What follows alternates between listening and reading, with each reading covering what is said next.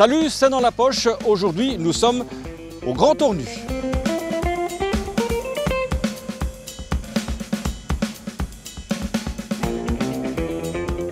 Alors nous sommes au Grand Tornu, entouré de plein d'enfants. Normal, c'est le mois des maternelles et vous allez voir, il n'est jamais trop tôt pour aller au musée. Les enfants, qu'est-ce que vous allez voir aujourd'hui? Un musée! Quel musée? Le musée des fleurs! On peut venir avec vous? Oui! Oui! Allez, on y va. Gaspard, c'est notre petite souris ici. Ouais, une petite souris avec ses papates. Et Gaspard, il habite au Grand Tornu. Le Grand Tornu, c'est ici. L'année scolaire touche à sa fin et comme tout le monde, Gaspard pense aux vacances. Mais entre la mer et la banquise, son cœur balance. Les enfants vont devoir l'aider à faire sa valise. Vous êtes là pourquoi aujourd'hui? C'est surtout pour leur faire découvrir d'autres choses et puis c'est intéressant de pouvoir aussi avoir des activités qui sont totalement gratuites, donc ce qui est rare et ce sont des activités qui sont quand même assez sympas, donc les enfants aiment vraiment. Est-ce qu'ils ne sont pas un peu jeunes pour venir au musée? Je pense qu'il n'y a pas d'âge et au plus jeunes on les emmène, au plus vite on les amène vers la culture et même s'ils ont 2 ans et demi pour la plupart, ils sont quand même intéressés et sont demandeurs.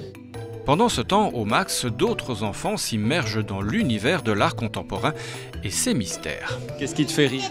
Ça, Qu'est-ce qu'il y a? de poules, on dirait. En fait, c'est faire avec la madame et les poules dessus. L'exposition de Fiona Tan explore les territoires de la mémoire. Elle fouille dans les archives des musées, s'invente des collections d'objets amassés au hasard. Les enfants sont ravis. Montre-moi, qu'est-ce que tu as eu? Un coquillage. Qu'est-ce que tu vas en faire? Faire une collection. 3, 4, 5, Tu as compté combien? 7. Est-ce qu'on compte comme ça à l'école, avec madame? Non. On compte comment? On compte avec les doigts. Et est-ce que tu penses que c'est plus facile de compter avec les doigts ou avec les nœuds? Avec les doigts. Bon, l'art contemporain, c'est parfois très abstrait, très conceptuel. C'est facile de faire passer ça aux enfants. C'est très facile parce que voilà, on commence dès les maternelles et ils sont hyper réactifs. Avec les primaires, on fait des ateliers philo. Donc franchement, ça fonctionne du tonnerre. Donc oui. Et alors on a des visites guidées. Ici, c'était le mois des maternelles, donc c'était gratuit pour eux tout le temps. Et même pour les adultes, on fait des visites guidées à 14h tous les jours gratuites parce qu'on sait qu'il faut expliquer quand même. Mais celle-ci, elle marche très bien même par elle-même. Et des fois, il a des coquillages qu'on peut entendre la mer.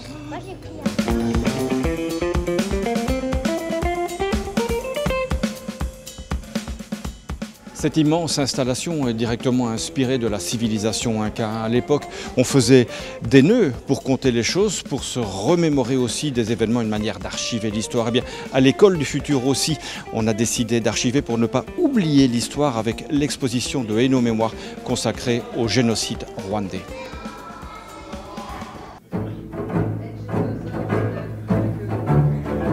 En 1994, Elodie, Kenan et ses camarades n'étaient pas nés.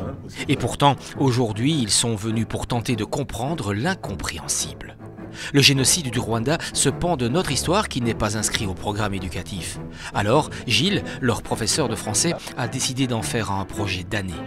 Un travail de mémoire pour générer chez ces jeunes ados le passage de mémoire et pour mieux appréhender ce qu'est un génocide. Exterminer une race. C'est faire passer les mémoires, nos connaissances et tout aux autres pour pas qu'on oublie, pour essayer, éviter que ça recommence. Ils se demandent parfois comment fonctionne la société. Ils sont vraiment parfois en totale inadéquation avec ce qui se passe autour d'eux. Ils n'arrivent pas à mettre des mots là-dessus. Et en écoutant le témoignage de rescapés, que ce soit du Rwanda, de la Shoah ou même de la résistance, ils ont pu se mettre à la place d'eux. Je nais dans une époque particulièrement chargée, celle de l'indépendance du Rwanda. Je suis née dans la région de Mogo. Je suis la seule survivante de ma famille. Pendant la guerre, j'ai vu mes frères mourir sous mes yeux. Forcément, ils ont dû écouter, donc ça fait appel à cette compétence du savoir écouter, savoir parler parce qu'on a dû en discuter, ils ont dû présenter aussi ce qu'ils faisaient l'un à l'autre. Et après, toute la réécriture, parce que le but n'était pas de faire du copier-coller de ce que ces personnes nous ont exprimé, mais vraiment de synthétiser. Et en fait, on s'est rendu compte que toute l'année, on n'avait fait que du français. D'accord. Après Christophe Colomb, des Noirs. Maximilien, guide animateur et co-auteur de cette exposition, retrace ainsi l'histoire complexe du pays des 1000 collines, du Rwanda précolonial à l'après-génocide. Le ton grave impliqué est toujours avec cette volonté d'informer sans jamais orienter ou désorienter. Vous et moi avons appris beaucoup de choses en dehors des bancs de l'école.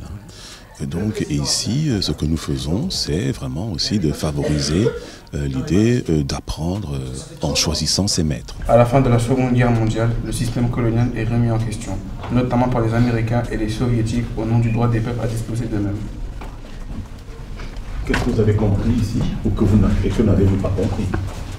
Notre mission, notre action ici, les activités auxquelles nous nous prêtons mènent justement nos publics vers justement une recherche très vigilante et bien sûr persévérante de l'émancipation. Itinérante, gratuite et accessible à tous les publics, l'expo Comprendre l'incompréhensible est destinée à être présentée et guidée dans un maximum d'écoles et de lieux associatifs ou culturels.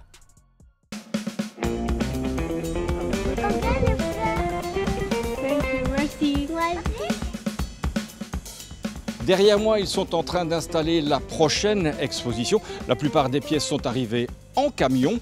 Mais de camion, il va en être question dans la prochaine séquence. Nous sommes allés à une formation de chauffeur de poids lourd et vous allez voir, cette fois, le conducteur est une conductrice.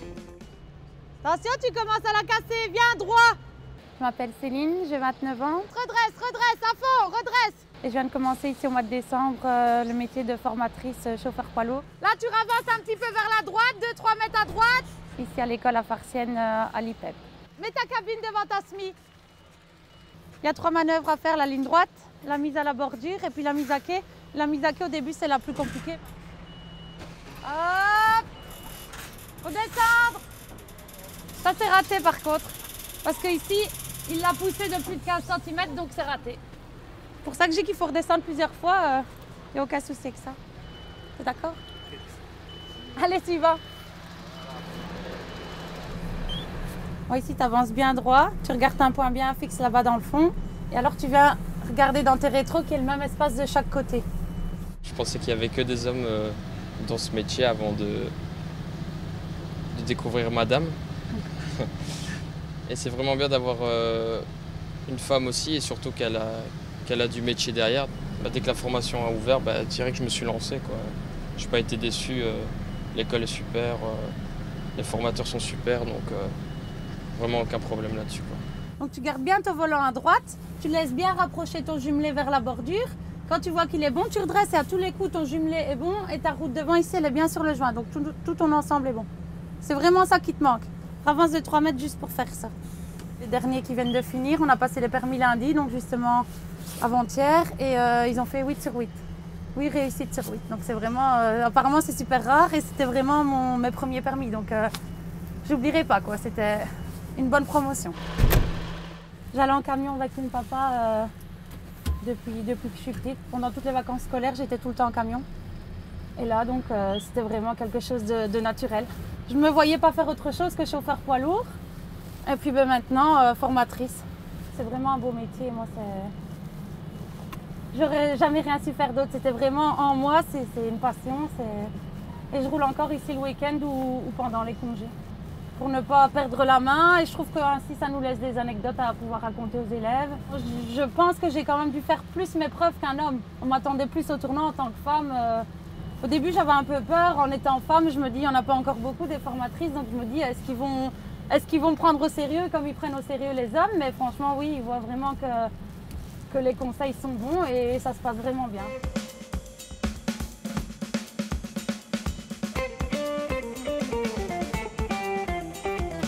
Voilà, c'est dans la poche, c'est terminé. On se retrouve la semaine prochaine. Tiens, je ne vous ai pas présenté, mais aujourd'hui, nous étions en compagnie de nos 4 visiteurs palestiniens qui sont venus ici une semaine en formation. Au revoir les amis. Ma salama.